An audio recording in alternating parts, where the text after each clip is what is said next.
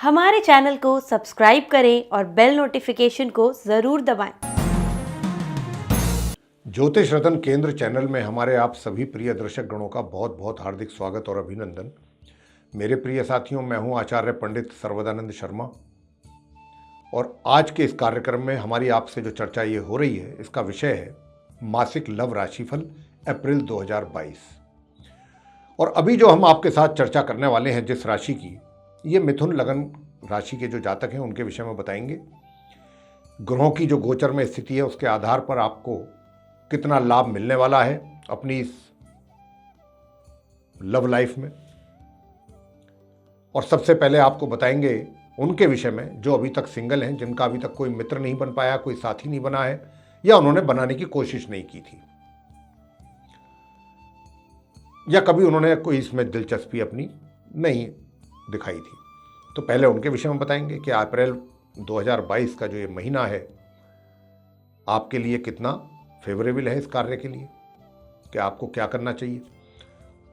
और दूसरा बात करेंगे हम जिनके लव रिलेशनशिप पहले से चल रही है, जो अफेयर जिनका चल रहा है या जो इस महीने कुछ प्रयास करना चाहते हैं अपनी कोई नई रिलेशनशिप को डेवलप करने के लिए, उनके लिए कैसा रहेगा।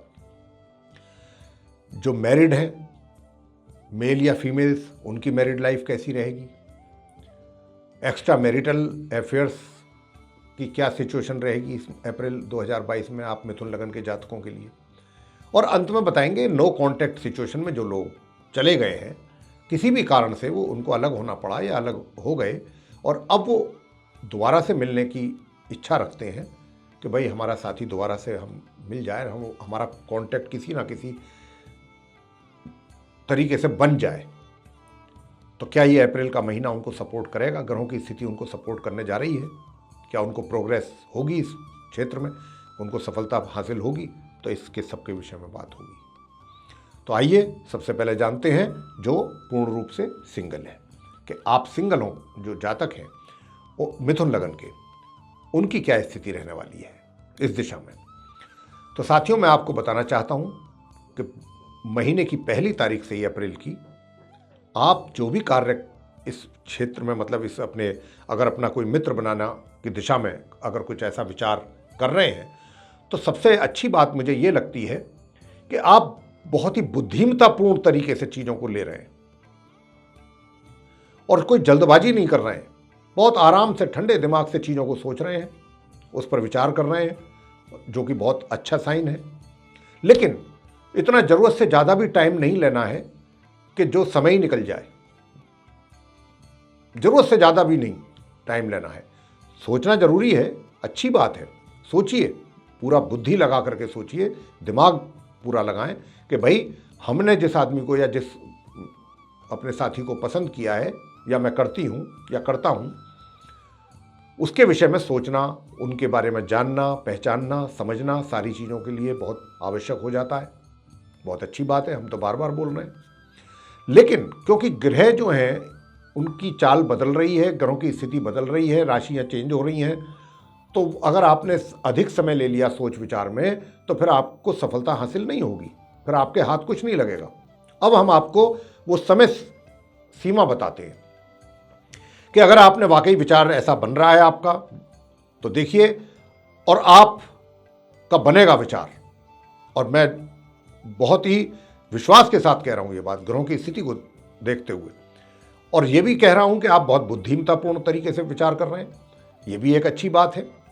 लेकिन यहां पर जो मैं कहना चाहता हूं वो ये कहना चाहता हूं कि अगर आप प्रपोज करना चाहते हैं तो आप प्रपोज कर सकते हैं। लेकिन अगर आप इस प्रपोज करने में कहीं आपको हो गई देर, तो ये फिर टाइम ले जाएगा, इसमें टाइम काफ़ी लग जाएगा एक्सेप्ट होने में।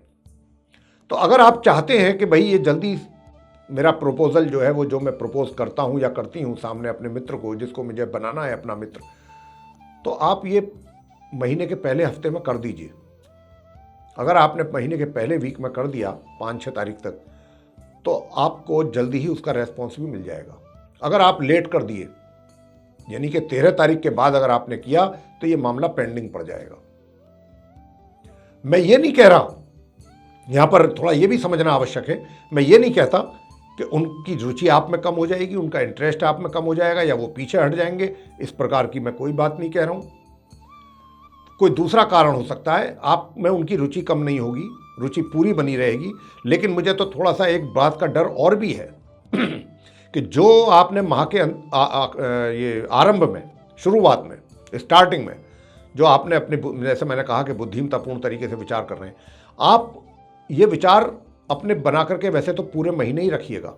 जो भी कार्य करें बहुत बुद्धि का इस्तेमाल करते हुए करें, क्योंकि यहाँ पर एक मुझे शक और भी लग रहा है कि अगर आप आगे बढ़ते हैं, मान लीजिए प्रपोज करते हैं, तो कहीं जो सामने वाला मित्र है आपका, जो बनाने को आप जा रहे हैं जिसको, या जा रही हैं, कहीं वो आपका दूसरे तरीके से फ़ायदा उठाने की ना कोशिश करें। बस इस बात का आपको मैं सावधान करना चाहता हूँ यहाँ, क्योंकि इस प्रकार का बहुत प्रबल योग बना हुआ है कि कहीं बात फिजिकल कांटेक्ट तक ना पहुंच जाए। मैं बहुत स्पष्ट रूप से बोल रहा हूँ कि जो चीज़ें आपने बहुत स्टार्टिंग में, इनिशियली जब आपने स्टार्ट किया था विचार करना, तो बहुत अच्छी तरीके से आप विचार कर रहे थे, और कहीं वो जा करके कहीं दूसरी तरफ उसका रुख ना मुड़ जाए और वो आपका दूसरे तरीके से फ़ायदा ना उठाने की कोशिश करें। आप मित्र बनाएं, आपको पसंद है पसंद करें, सब कुछ करें, लेकिन एक उसके अंदर लिमिट जो होती है ना, हमें लिमिट नहीं क्रॉस करना है।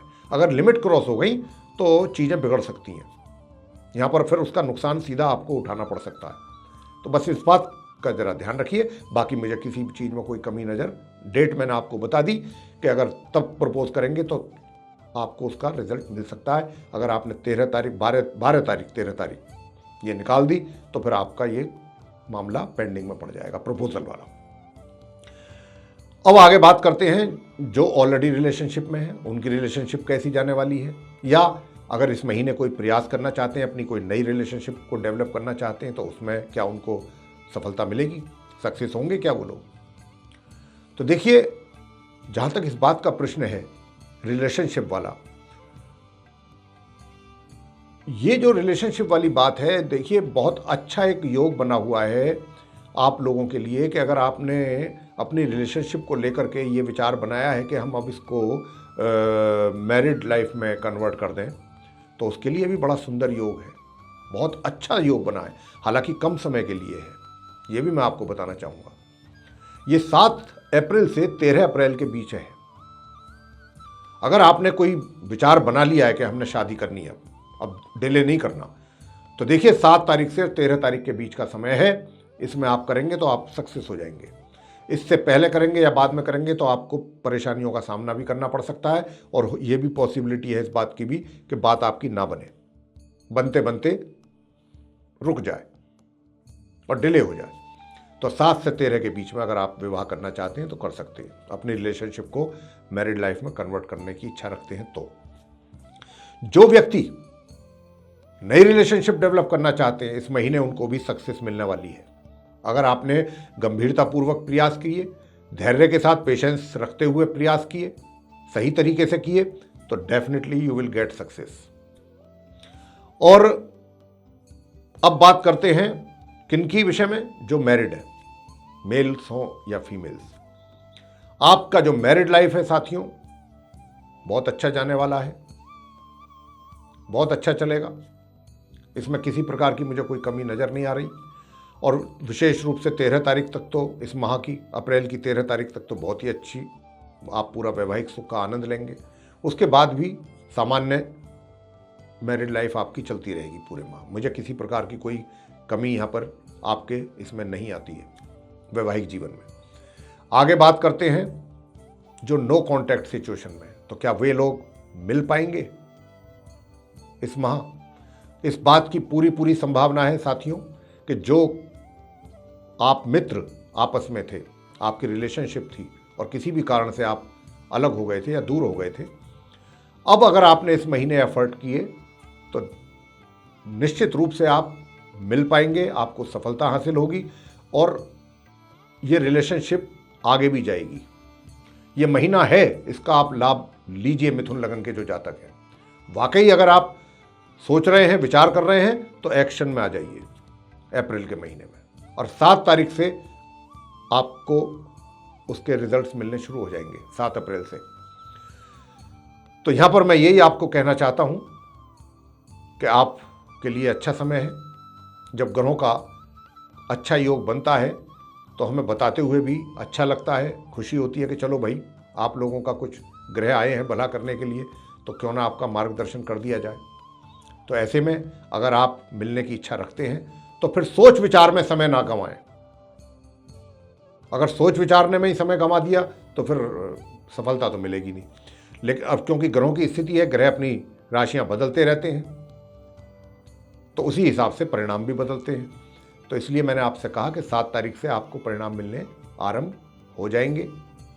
लेकिन एक बात का ध्यान रखिएगा, ये मैं आपसे कहना चाहूँगा कि देखिए यहाँ पर मिलने में तो मुझे किसी प्रकार की कोई प्रॉब्लम नज़र नहीं आती ग्रहों की तरफ से। मैंने बोल ही दिया आपको, पूरा ग्रहों का सपोर्ट है।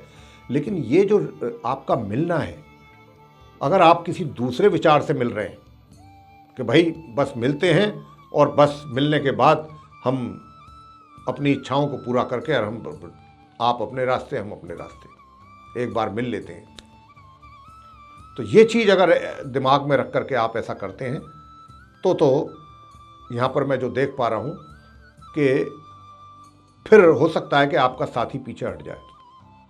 अगर उसे ये कहीं पता लग गया, एहसास हो गया कि कुछ आप इस विचार के साथ आगे बढ़ना चाहते हैं, तो ये फिर इसमें फिर आपका मामला बिगड़ सकता है। तो दिमाग में ये सब चीज़ें ना रखें। फिजिकल कांटेक्ट करने के लिए, रिलेशनशिप बनाना या मिलना जुलना, इन चीज़ों को ध्यान में रख करके अगर आप ऐसा करने की कोशिश करेंगे तो बात आपकी हाथ से निकल सकती है। ये मैं आपको कहना चाहता हूँ। अगर आप खुले दिल से, खुले विचारों से मिलने की कोशिश करेंगे तो बहुत अच्छा सपोर्ट आपको मिलेगा और सफलता भी मिलेगी। तो ये था मेरे प्रिय साथियों, आप मिथुन लगन के जो जातक हैं उनका मासिक राशिफल, लव राशिफल अप्रैल 2022 का। और इसमें हमने आपको ये भी बताया कि जो सिंगल हैं उनकी क्या स्थिति रहेगी, जो अफेयर हैं जिनके उनकी क्या स्थिति रहेगी, और जो मैरिड कपल हैं उनकी क्या रहेगी, और जिनके एक्स्ट्रा मैरिटल अफेयर्स हैं, एक्स्ट्रा मैरिटल अफेयर्स भी बहुत अच्छे जाएंगे आपके मिथुन लगन के जातकों के। ये महीना आपके लिए भी बड़ा फ़ायदेमंद है, बहुत इसका आप एंजॉय करने वाले हैं। तो ये, और लास्ट में हमने आपको बताया नो कॉन्टैक्ट सिचुएशन। तो हर तरीके से ये एक ग्रहों का सपोर्ट है आप सभी को।